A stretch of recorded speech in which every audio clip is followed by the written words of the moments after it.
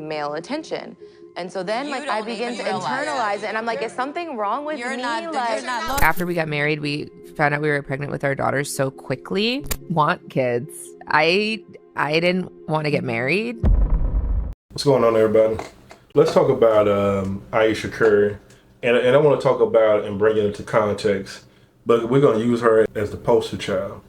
And so nothing, and I do mean nothing, is more dangerous than a woman that's unfulfilled. So welcome to the Purple Pill. And in this video, we're going to talk about the demise, and I don't wish any ill will on anybody's union or relationship, but how she continues to embarrass her husband each and every day. And so this man is probably one of the greatest basketball players ever to grace the court. A visionary, very gifted, and he's very wealthy. And he's provided this, we call it this soft life, and they can go anywhere in the world, probably stay for as long as they want, probably get stuff on the house. In other words, she monetarily, materially, she's fulfilled, and yet she still feels the need to go on these podcasts. And I'm not trying to police her, right? But she goes on these podcasts, as you saw in the preview, and on these TV shows and behaves that way. Even if she's being facetious, there are just certain things you don't do. And in this video, we're going to talk about the signs of an unfulfilled woman so that you can pay attention and be on high alert. That's if you're married, considering marriage, or heck, if you're just out here just doing your thing and you're spending time with a woman or with women because you're still giving up your time, which is the most precious resource. You're also probably more than likely providing some resources as well. So the first thing that you always got to pay attention to is look at it from the perspective of, as I said a few moments ago, what's missing. And I'm gonna tell you what's missing, what I think is missing. I think that from a psychology standpoint, a human nature standpoint, when you only been on one end of the spectrum, usually there's always gonna be some curiosity. And so we saw this with, what's her name? One of the twins, I think, Tia and Corey, where Tia felt unfulfilled. She felt like something was missing, and she walked away from her marriage. And for all intents and purposes, her marriage looked like a pretty solid marriage. Let me say, to be the first, or not the first person to say it, that no relationship is perfect. Just because you see things on TV and it looks polished, it looks refined, it looks regal, it looks textbook, that don't necessarily always mean that that's the case. But from at least a window seat, they looked as if they had a fulfilled marriage. They had been together when they were very young. And what I tend to see is, and what you see unraveling in today's society, because nothing new under the sun, people have this, what we used to call FOMO. And I used to trade stock options. And I remember one of the first terms I heard was FOMO, and that's fear of missing out. Because you see everything being posterized and glamorized, and you constantly see all these 304s out here enjoying themselves. You see them on these videos, you see them on these channels, and you see that, and you start to compare yourself or compare your life to those other individuals. And so another old proverb is, comparison is a thief of joy. And it's such a slippery slope, because we need something to measure ourselves up against. But sometimes when you take that too literal, you'll find yourself craving something that you've never experienced, not understanding where you're already at. That's probably going to be the best bet for you. And she doesn't seem to understand that. She's been on TV shows where some guy come out and she playing around, she take her ring off, she do all these antics. And again, I get it. You can joke in certain instances, but I think your union, that's sacred. I think that you shouldn't put yourself out there like that. And she continues to do that in terms of Steph. Now, let me articulate, or try to articulate, on what I think it means. That she just wants to see what's going on the other side. And she probably needs to take a look at these videos where these women are all on YouTube, these women are all on social media.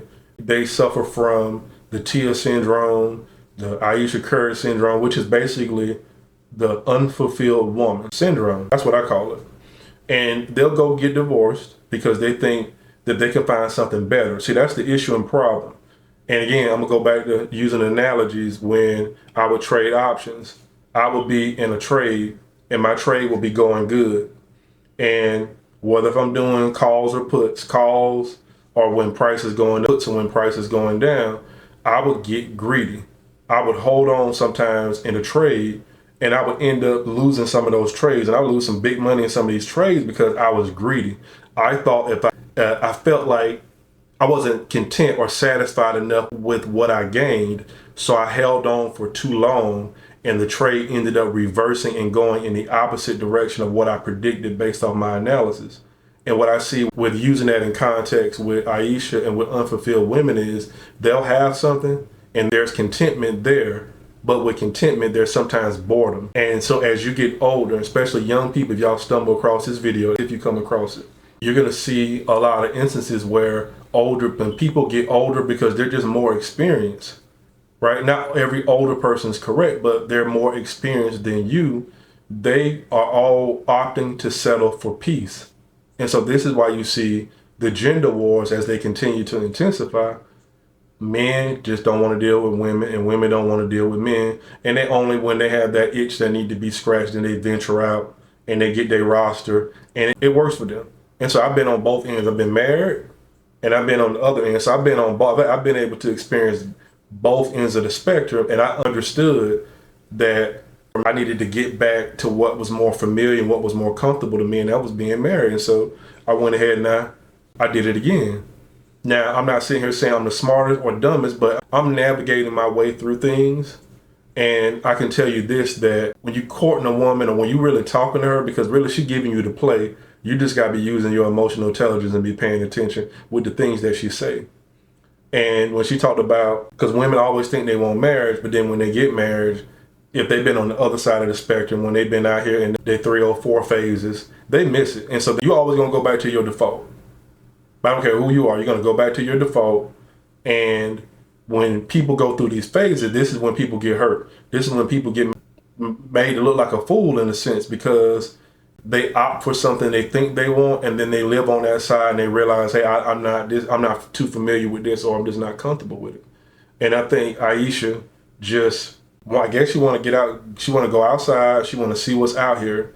And I can guarantee you by the time she's done, she's going to be like the rest of these women on these videos, as I talked about earlier. When they go out, they tell their story. Hey, I had this great guy. I had this God-fearing man, this man that was leading, protecting, providing. We had this beautiful family, but it wasn't enough. There was something missing. I went out here and I got involved with all these different guys, and I realized that I miss my ex-husband. I miss the person that had my back. I miss the person that was there for me. I miss the boredom. I miss the stability. And this is what you see. See, she's not gonna miss it, or I won't say she won't, she's not gonna miss it. When she get out here, because she thinks she's missing out, she'll realize that when you look at somebody else's yard and the grass looks green, but as you get closer to the other side of the yard, you'll see that it's got brown patches, chinch bugs, it got all this other crap and stuff in it. And you realize, damn, my yard looked way better than this yard, but from a distance, it looked appealing. From a distance, it looked like this could fulfill me. And so I felt the need to make the video, and let me know what y'all think. Let's engage in the comments. Me, and like honestly has given me a sense of a little bit of an insecurity is the fact that, yeah, like there are all these women like throwing themselves, but me, like the past 10 years, like I don't have any of that. Like I have zero, this sounds weird, but like male attention.